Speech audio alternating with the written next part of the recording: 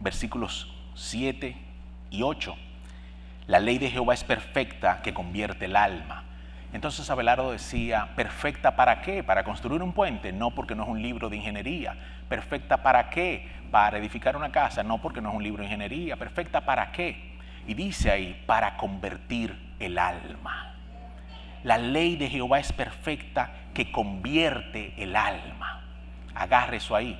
Y el versículo 8 dice, los mandamientos de Jehová son rectos, que alegran el corazón. Entonces, anoche hablábamos y yo le decía al Señor, ¿y por qué hay tanta gente estadísticamente en tristeza, en desaliento, en depresión, en desánimo? Y el Señor volvió y me llevaba. Los mandamientos de Jehová son rectos, que alegran el corazón. No hay alegría en el corazón de los hombres, no hay alegría en el corazón de sus hijos, porque no vivimos conforme a sus mandamientos. Cada vez que usted se aleja un paso de sus mandamientos, el Espíritu Santo se contrista y la alegría sale de su corazón. Son rectos sus mandamientos, que alegran el corazón. Si usted no está alegre, si le falta un ápice de gozo o de alegría, revise los mandamientos de Dios en su corazón. Amén. Gloria a Dios. Esos eran comentarios al margen. Vamos al tema de hoy. Hace 2 semanas, el Señor me permitió el privilegio de compartir un tema al que el Espíritu puso por nombre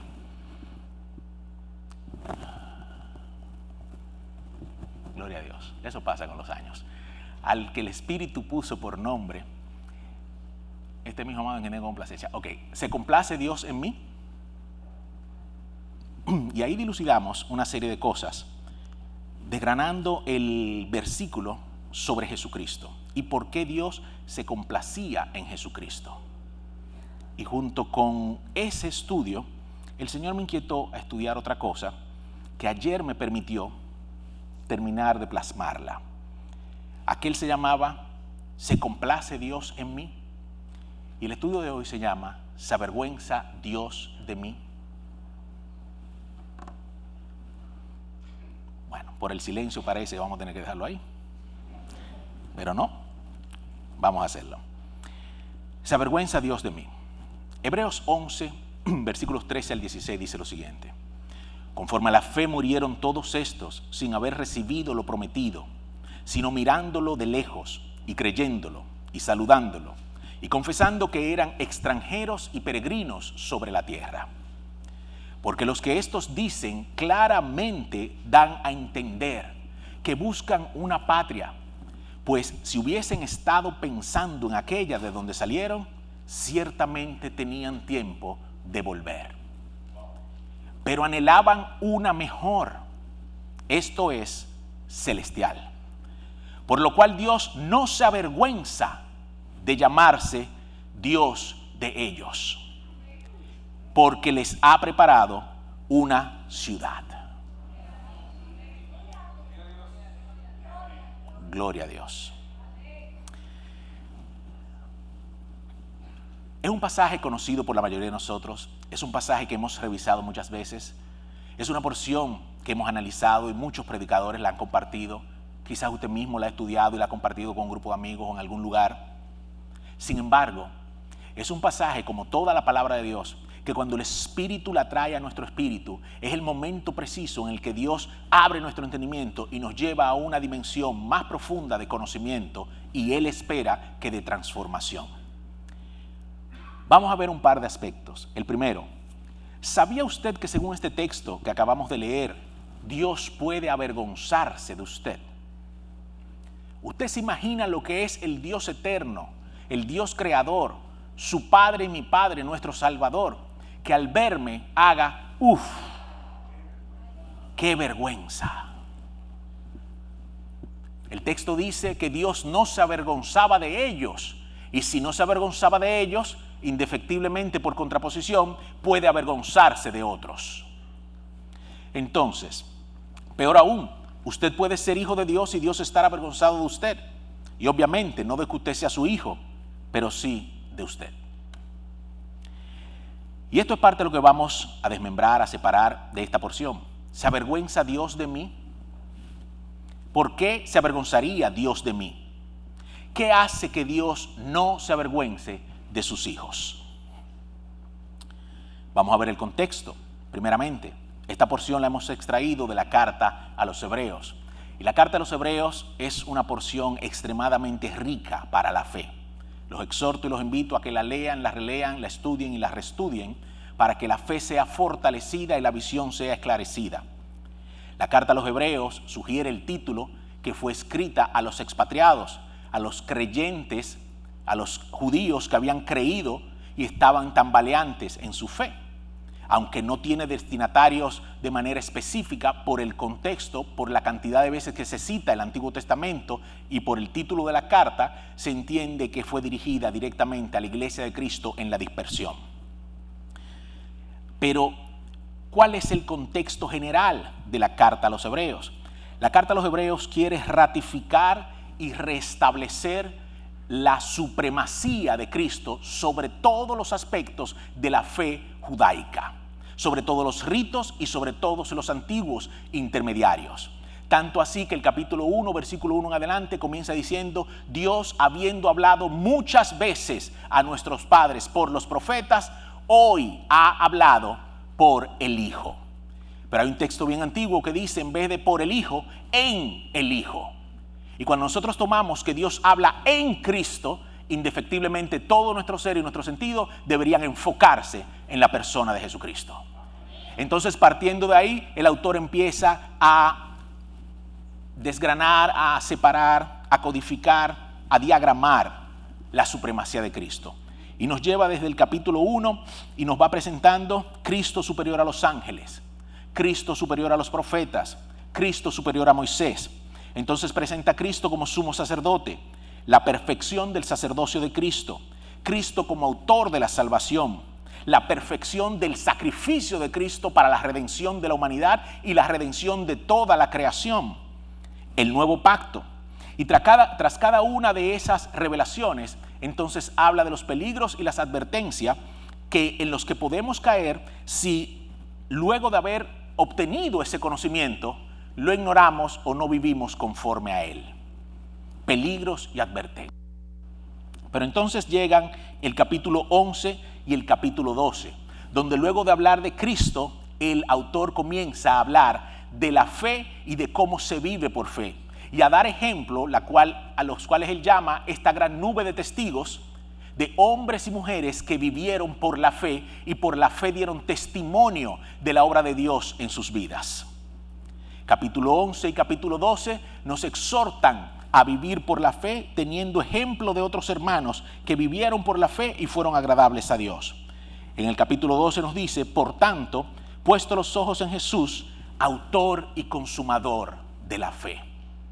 Aún hablando de la fe de otros, el autor ratifica que Jesucristo es el medio de Dios para ser autor y consumador de la fe que opera en nosotros. Sin Cristo es imposible tener fe en Dios. Usted tendrá fe en cualquier otra cosa, pero no en el Dios de la Biblia. Usted tendrá fe en la vida, la fe en el amor, la fe en el dinero, la fe en usted, la fe en su capacidad, en sus relaciones, en cualquier otra cosa. Pero sin Jesucristo es imposible tener fe en el Dios de la Biblia. Él dice que Cristo es el autor y el consumador de la fe. Yo soy una persona con mucha fe. Ok, revise fe en qué. ¿Fe en quién? Porque si no es en Cristo, ni a través de Cristo, es en cualquier otra cosa, menos en el Dios verdadero. ¿Okay? Entonces el capítulo 13 termina la carta con los deberes cristianos, bendiciones y salutaciones finales. Sin embargo, caemos entonces en nuestra porción de hoy, la cual me voy a permitir volver a leer. Hebreos 11 del 13 al 16. Conforme a la fe murieron todos estos sin haber recibido lo prometido, sino mirando de lejos y creyéndolo y saludándolo y confesando que eran extranjeros y peregrinos sobre la tierra. Porque los que estos dicen claramente dan a entender que buscan una patria, pues si hubiesen estado pensando en aquella de donde salieron, ciertamente tenían tiempo de volver. Pero anhelaban una mejor, esto es, celestial. Por lo cual Dios no se avergüenza de llamarse Dios de ellos, porque les ha preparado una ciudad. Vamos arriba entonces. Desarrollo y estructura, análisis del texto. Primer bloque, identidad y fe. Conforme a la fe murieron todos estos sin haber recibido lo prometido. Señor, yo te he pedido 3 veces por ese trabajo y tú no me lo has dado. Mi fe se está tambaleando. Mira qué bien. Señor, mi esposo, Señor, mi esposa, Señor, la novia, Señor, el novio. Tengo 1 año orando. Mira qué bien. Sin haber recibido lo prometido. Y murieron creyendo. ¿Se equivocó Dios? ¿Prometió Dios en vano? ¿Qué pasó en el camino entonces? Si Dios prometió y ellos no recibieron. Eso es tema de otra prédica. Ahora bien, ¿qué dice? Dice, mirándolo de lejos. La fe es aquella fe que nos permite ver las cosas que todavía no hemos alcanzado. A lo lejos lo vieron. Dios le concedió el privilegio de verlo a lo lejos para que su fe no desmayara. No lo recibieron. Murieron en esta tierra sin recibirlo. Pero su anhelo era celestial. Se sabían peregrinos y extranjeros. Y por eso de lejos vieron la promesa. Y sigue diciendo, y creyéndolo. Lo creyeron a pesar de no haberlo visto. Lo creyeron mientras esperaban verlo.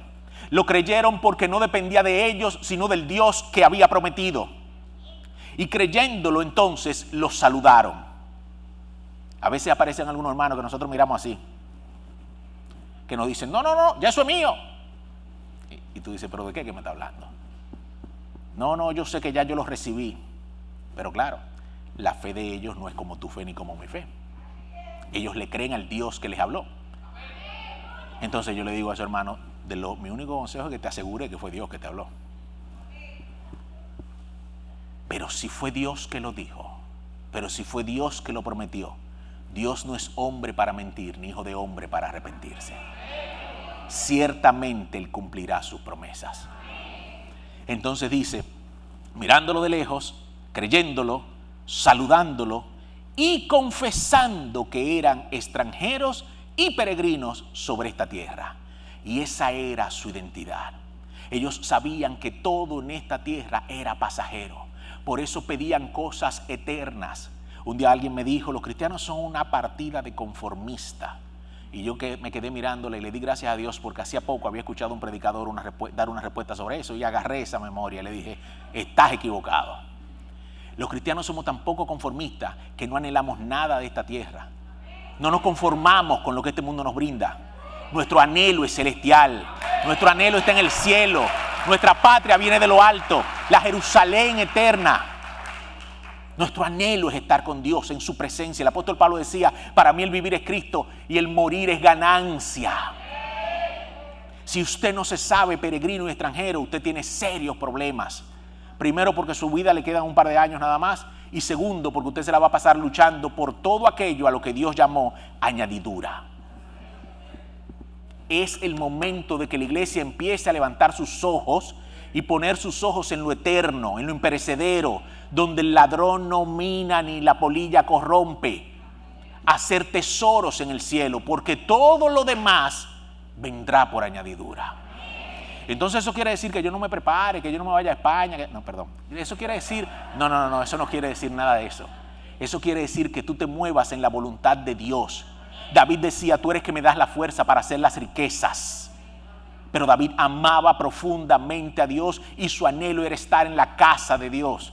Eso quiere decir que sabiéndote peregrino extranjero, vivas mirándolo de lejos, creyéndolo, saludándolo y confesándolo, porque Él es fiel para cumplir lo que ha prometido. Segundo bloque, la búsqueda. Primer bloque, identidad y fe. Segundo bloque, la búsqueda. Versículo 14 dice, por lo que esto dicen claramente dan a entender que buscan una patria, pues si hubiesen estado pensando en aquella de donde salieron, ciertamente tenían tiempo de volver. El anhelo del corazón de cada uno de estos era un cambio real, no un cambio propagandístico de cada 4 años. Ellos anhelaban una patria transformada, una patria nueva, una patria real.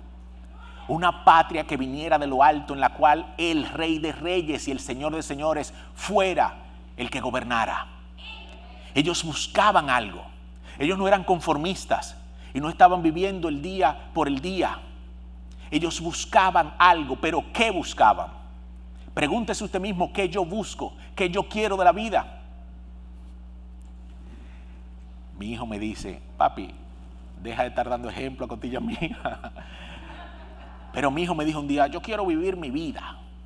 Eso era lo que él buscaba, vivir su vida. ¿Qué busca usted y qué busco yo? ¿Qué es lo que anhelamos?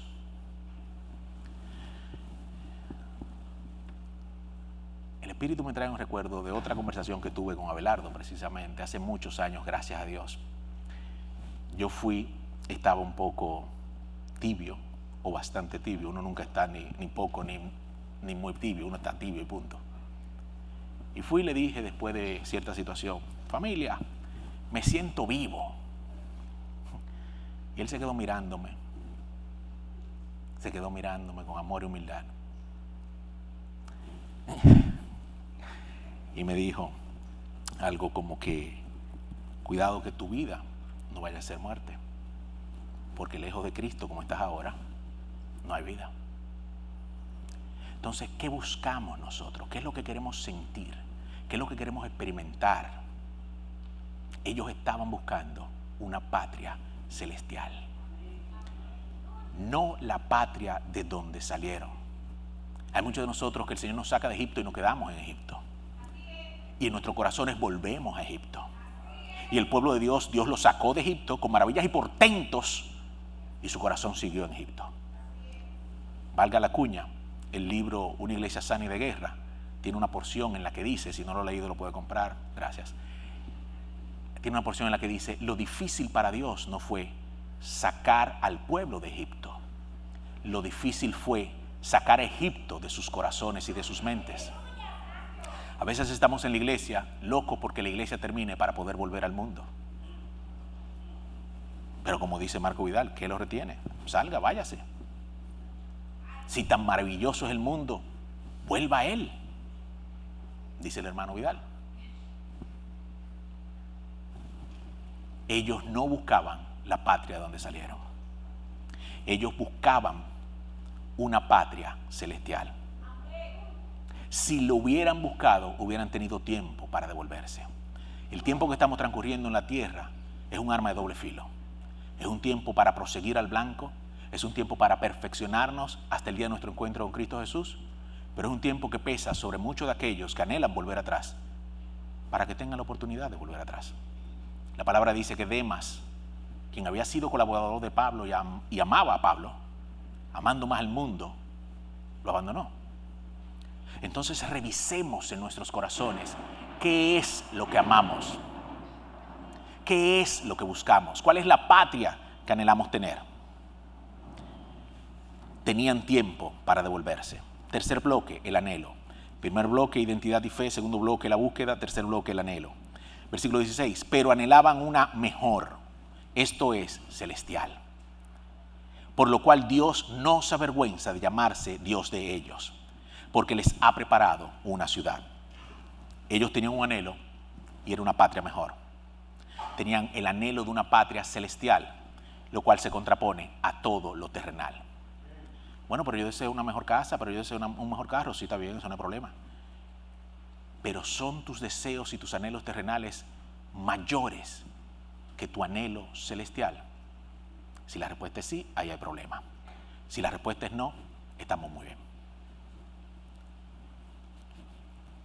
Rápidamente, vamos a Proverbios 10, 1 y 5, que dicen, hijo necio, hijo sabio. Estamos en el punto del versículo donde él dice, por lo cual Dios no se avergüenza de llamarse Dios de ellos. Y vamos a dar un salto al concepto de hijo necio, hijo sabio. Los proverbios de Salomón, el hijo sabio alegra al padre, pero el hijo necio es tristeza de su madre.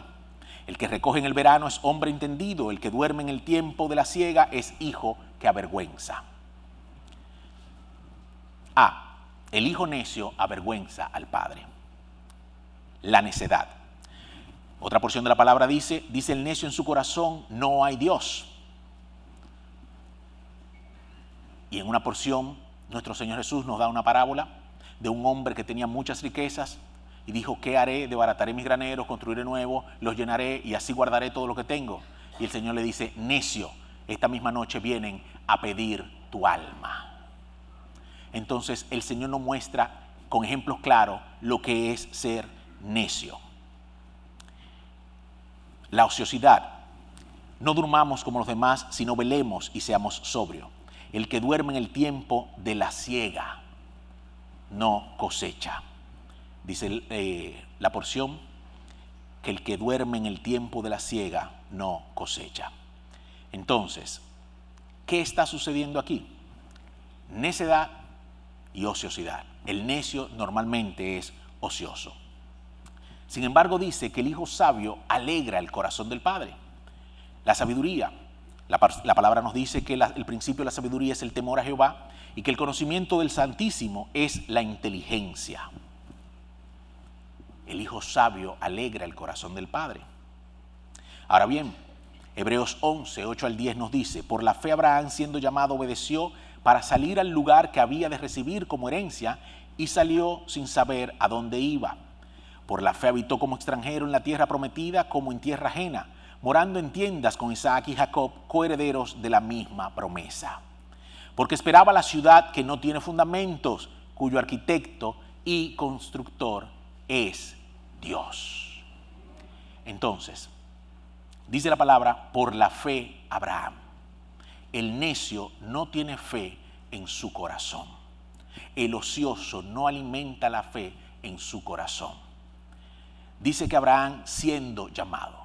Cada uno de nosotros hemos sido llamados y hay muchos otros a los que Dios está llamando continuamente y se siguen resistiendo. Orfa siempre hace la historia de un esposo de una hermana que se discipulaba con ella los martes, que le decía, no insultes mi inteligencia, déjame envejecer. Cuando yo esté viejo, yo entonces me acerco a eso que ustedes hacen. Sin embargo, dice la palabra que Abraham, siendo llamado. ¿A cuántos de nosotros el Señor nos ha llamado y a cuántos el Señor está llamando en este momento a una vida de mayor conocimiento de Dios, de mayor plenitud en Dios y de mayor obediencia a Dios? Dice que obedeció para salir. La obediencia siempre es inmediata. La buena obediencia es inmediata. La obediencia que agrada a Dios es inmediata. Dice que Abraham oyó y obedeció. ¿A dónde? ¿A qué? Salió al lugar que iba a recibir como herencia. Porque Dios le dijo, te entregaré esta tierra, a ti y a tus descendientes.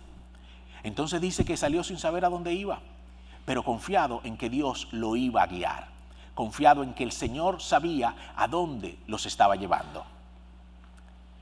Entonces dice, por la fe habitó. Esa es la forma de nosotros habitar en esta tierra, por la fe. Porque el justo por la fe vivirá y sin fe es imposible agradarle a Dios. Entonces él por la fe habitó, uno, como extranjero en la tierra prometida. Dios le había prometido que esa tierra iba a ser suya, pero no era suya todavía. Por la fe, él vivió en la tierra como extranjero, sabiendo que esa tierra algún día sería de él y de su descendencia. La fe es la que nos lleva a vivir como peregrinos extranjeros. No podemos vivir como peregrinos extranjeros si nuestra fe no es fortalecida. Nos vamos a aferrar más a las cosas terrenales, a las cosas pasajeras, si nuestra fe no es sólida. Nos van a interesar más las cosas materiales, las cosas pasajeras, si nuestra fe no está edificada en Cristo Jesús. Dice que morando como extranjero en la tierra prometida, morando en tiendas con Isaac y Jacob. ¿Usted sabe lo que significa morando en tiendas con Isaac y Jacob? Abraham enseñó a sus hijos a vivir como él entendía que tenía que vivir con relación al llamamiento que Dios le había hecho. Abraham nunca dijo, por lo menos la palabra no lo menciona, que él haya dicho, yo le voy a dar esto a mi hijo porque yo no lo tuve. Es que yo quiero que mi hijo tenga lo que yo no tuve. Déjeme decirle que eso es humanismo puro. Eso de espiritual y cristiano no tiene absolutamente nada. Primero, usted tiene que darle a su hijo lo que Dios quiere que usted le dé. Y segundo, lo que Dios quiere que usted le dé es el carácter de Cristo, es la ley de Dios, es la formación del tiempo y la presencia de un padre y una madre ocupándose de unos hijos para que el diablo no se los trague, para que el mundo no los devore. Eso es lo que Dios quiere que usted le dé, formación. Y está en Deuteronomio 6. ¿Cuándo? Mientras usted vaya por la calle, mientras se levante, mientras se acueste, al escribir, al levantarse, al comer, al dormir, en todo momento. No es el Colegio Cristiano Ministerio Betel, no es la iglesia de jóvenes que tiene que formar a sus hijos. El colegio y la iglesia toman lo que los padres le dan a los hijos en las casas, en las tiendas, en medio del desierto o de la selva donde Abraham viviera. Entonces lo pulen y lo ayudan. La iglesia y el colegio cristiano son aliados en la formación y en la crianza de sus hijos, pero es responsabilidad de papá y mamá enseñar a sus hijos a vivir en tiendas, en casa de campaña. Entonces sigue diciendo, y los enseñó entonces a ser coherederos de la misma promesa. Cuando usted agarra la vida de Isaac y de Jacob, usted se encuentra con dos declaraciones que marcan sus vidas. El Dios de mis padres. Esos muchachos sabían que papá y mamá tenían un Dios. Esos muchachos sabían quién era el Dios de papá y mamá. Esos muchachos sabían que papá y mamá vivían para agradar a ese Dios. Y la segunda declaración es cuando ellos empiezan a decir, mi Dios.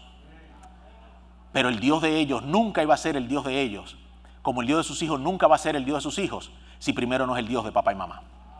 Si primero los muchachos no crecen sabiendo que el Dios de papá y mamá es real. Entonces dice, porque esperaba la ciudad. Y esa era la promesa. Pero ¿cómo era la ciudad? La ciudad que tiene fundamentos, cuyo arquitecto es Dios, es decir, su constructor era Dios. La ciudad que tiene fundamentos. Abraham esperaba algo que venía del cielo. Dios le prometió la tierra. Pero Abraham no se sentó a decirle, ok, entrégamela, yo me voy a sentar aquí atrás. Abraham levantaba un altar donde quiera que iba, para adorar al Dios que le había prometido, no para reclamarle las promesas al Dios que había prometido. Entonces dice Hebreos 11:16, pero anhelaba una mejor, esto es celestial, por lo cual Dios no se avergonzaba de llamarse Dios de ellos, porque les había preparado una ciudad. ¿Qué es lo que Dios había preparado? Dice, pero anhelaban una mejor, esto es celestial. Uno, siempre anhelar lo celestial va a ser mejor que anhelar lo terrenal. Dos, por lo cual Dios no se avergüenza de llamarse Dios de ellos. ¿Por qué Dios no se avergüenza de llamarse Dios de ellos? ¿Por qué Dios no se avergonzaba de llamarse Dios de Abraham? Porque el anhelo de Abraham no era terrenal, sino celestial. ¿De dónde son nuestros anhelos? ¿De la tierra o del cielo? Déjelo ahí. Lo deposita en la urna cuando salga en un papelito. José Muñoz, mis anhelos son, cacao, te marca y lo deposita. Porque les ha preparado una ciudad. Y esto es precioso, mis hermanos. Uno, cuando mis anhelos son celestiales, Dios no se avergüenza de mí. Cuando mis anhelos son celestiales, Dios prepara para darme. El anhelo de Abraham era una patria mejor y Dios le preparó una ciudad. Venga conmigo. Apocalipsis 21 del 1 al 26.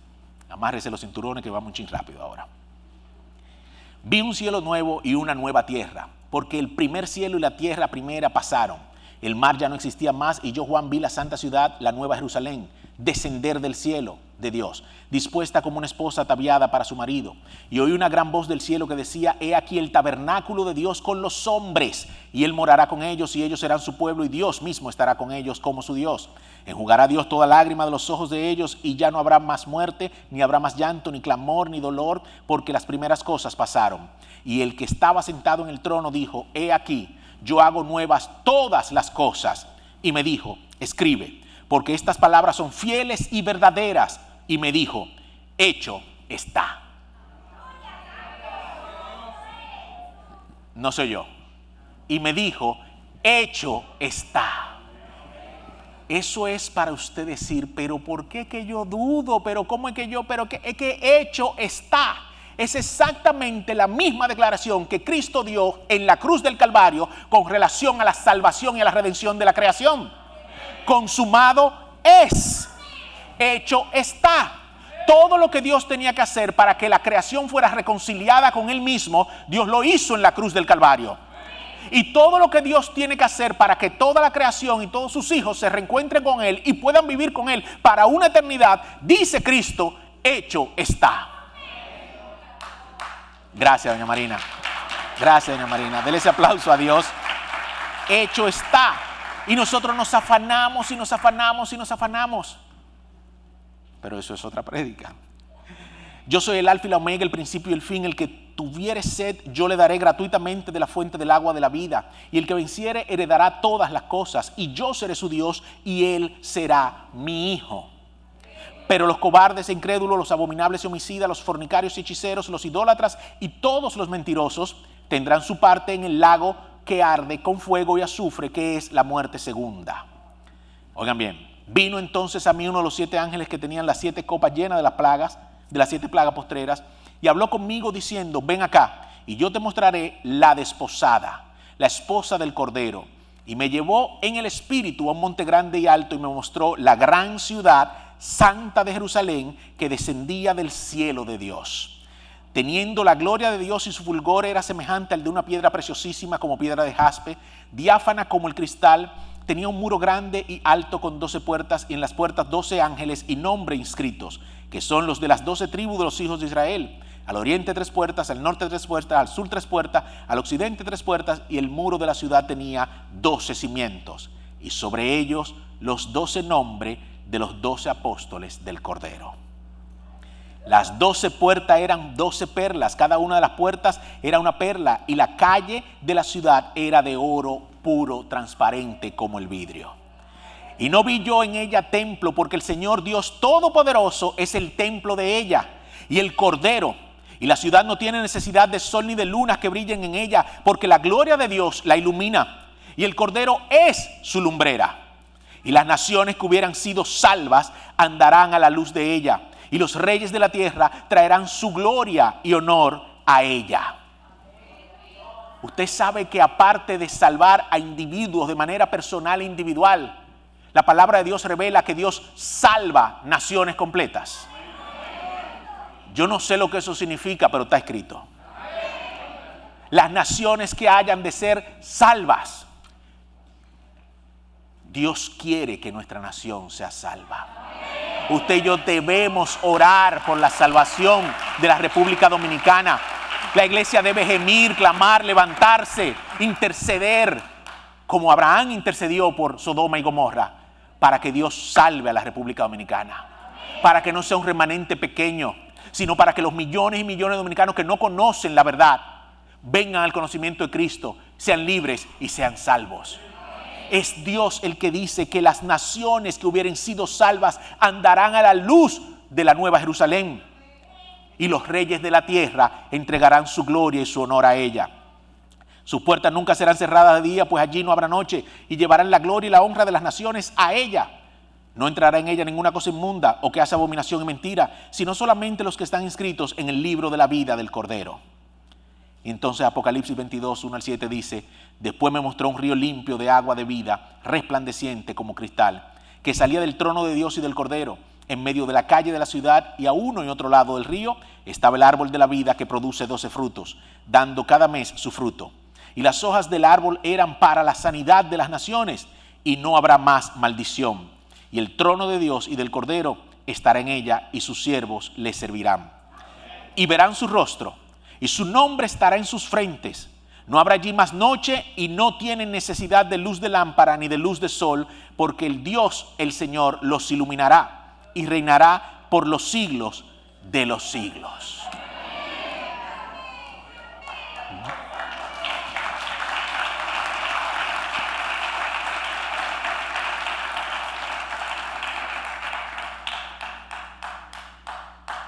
Yo no sé cuántas veces usted ha orado diciéndole, Señor, cuánto anhelo la nueva Jerusalén.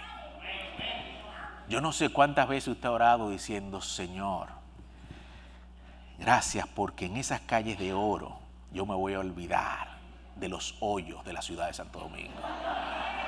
Señor, gracias porque esta leve tribulación momentánea de tapones, de hoyos, de amets, desaparecerá en el tránsito de la Nueva Jerusalén. Yo no sé si amén, amén significa 15 veces, 20 veces, pero no sé cuántas veces ustedes han orado así.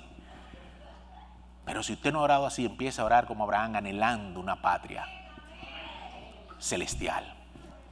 5 minutos y nos vamos. Dice, versículos 6 y 7. Y me dijo, estas son fieles y verdaderas. ¿Usted sabe lo que quiere decir eso? Cristo mismo, el ángel de Dios, está hablándole a Juan y dice, estas palabras, ¿a cuáles palabras se refiere? A todo lo que acababa de decir. Son fieles y verdaderas. Eso quiere decir que si usted y yo no la creemos, nos estamos perdiendo de algo precioso. Nos estamos perdiendo de una esperanza impresionante. Y nos estamos perdiendo de vivir en la plenitud de su misericordia y de su revelación. Hay mucha gente que dice, no, yo no leo Apocalipsis porque le tengo miedo. Pues léalo para que deje de tenerle miedo. Los miedos se enfrentan.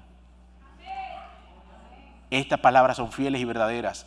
Y el Señor, el Dios de los espíritus de los profetas, ha enviado su ángel para mostrar a sus siervos las cosas que deben suceder pronto.